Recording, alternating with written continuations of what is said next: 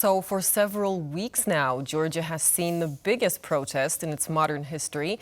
This is against what the opposition calls a Russian law, which is meant to demolish civil society, freedom of speech, and silence dissent.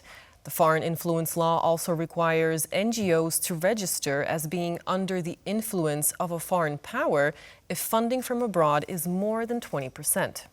That's right, and today the government held the third reading of the bill, and it seems determined to force the bill through as law, despite the will of the people. This could end negotiations for Georgia to join the European Union. Now joining us here to discuss is Grigol Gegelia, Foreign Secretary from the Lelo for Georgia Party, a pro-European liberal centrist opposition party. Hello, and thank you for joining us on TVP World. Hello, and thank you for having me. Absolutely. So as it stands today, the third reading has gone through of this bill, and the Judiciary Committee has gone ahead and pushed it through. So what is the next step for this bill? Well, as your very nice and apt reporting shows, this is a Russian bill which actually has one aim and one aim only. And that aim, unfortunately, is to really divert Georgia from its European path, make sure that Georgia does not join the European Union and NATO, and to really support Russian forces to grow stronger in Georgia. The government is openly pro-Russian. They have Russian tactics. They have a Russian mentality. They try to please Lavrov, Surkov, Peskov, and Putin all the time. And recently, just a couple of nights ago, 300,000 Georgians, for the first time in our history, have actually spoken out physically against the bill.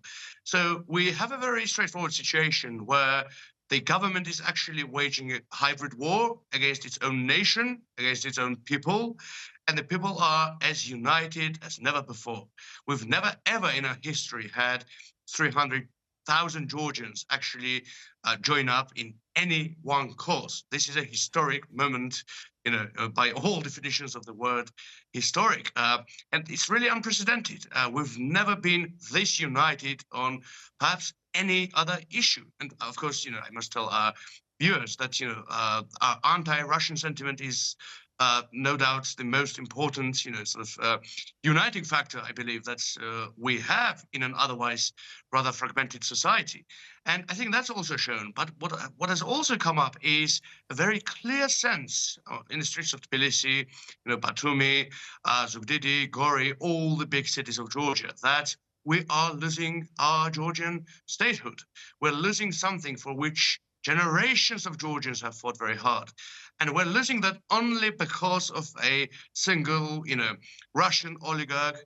I must say, paranoid lunatic probably would be the right word, because his last speech in front of the parliament was sheer paranoia, nothing else. I mean, he blamed the entire Western community for, the Russian-Georgian War in 2008, for the Rose Revolution, and he cited the alleged global war party, the thesis which he and other other Georgian Dream people entertain.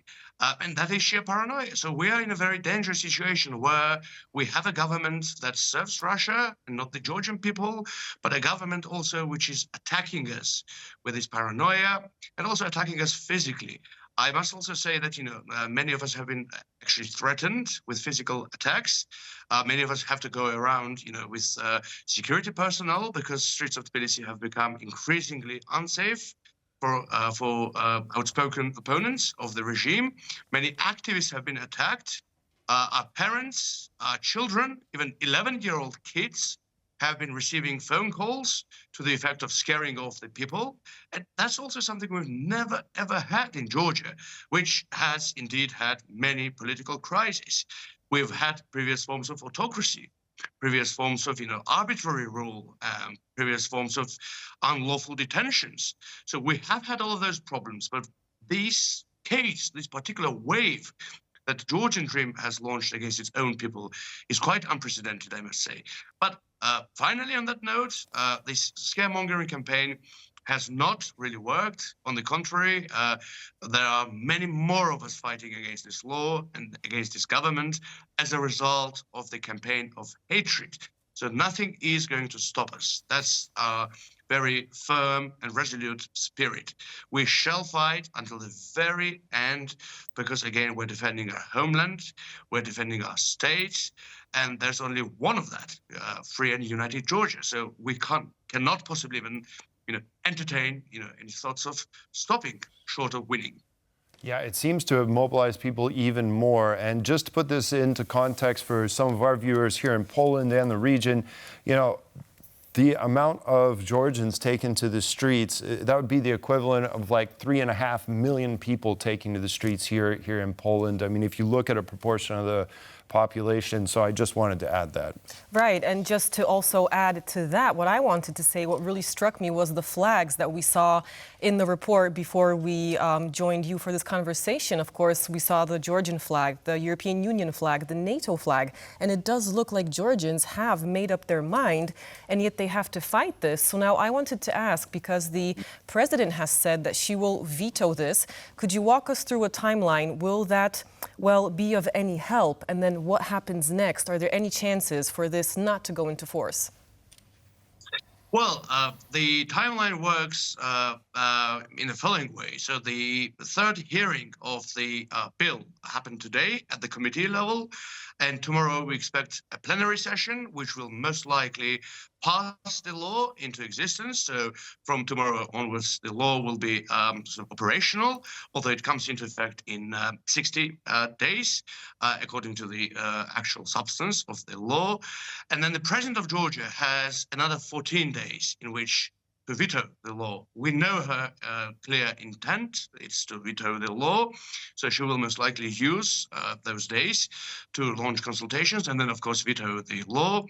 And I cannot stress enough the importance of sanctions. The people of Georgia, and now I speak on behalf of all of them, not only all 300,000 on the streets with me, but also many more who have not been able to attend the protests in person, physically, but are very much united around Georgia's European cause, as you rightly note, because that makes 85% of us. And indeed, as you noted, these flags are very natural to us because we know that we are Europeans. We have fought all our lives. And of course, by this, I mean the life of the nation. We've always fought for this ideal.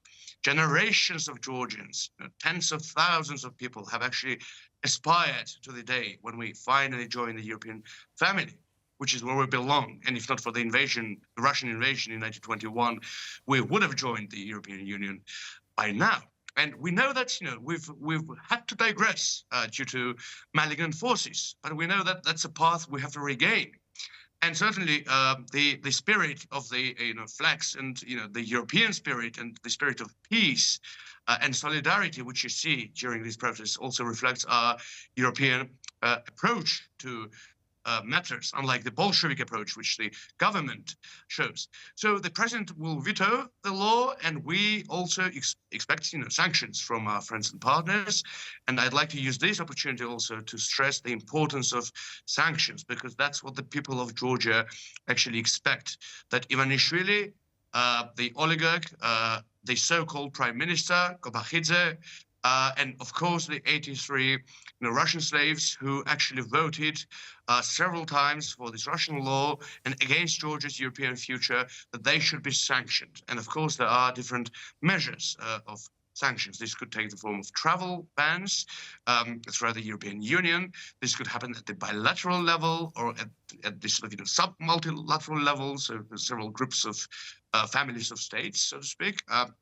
And this could, of course, take financial forms too. So we expect sanctions because I think the people of Georgia deserve to really hear that, not only to hear that the West is with us, but also to see and feel it even more.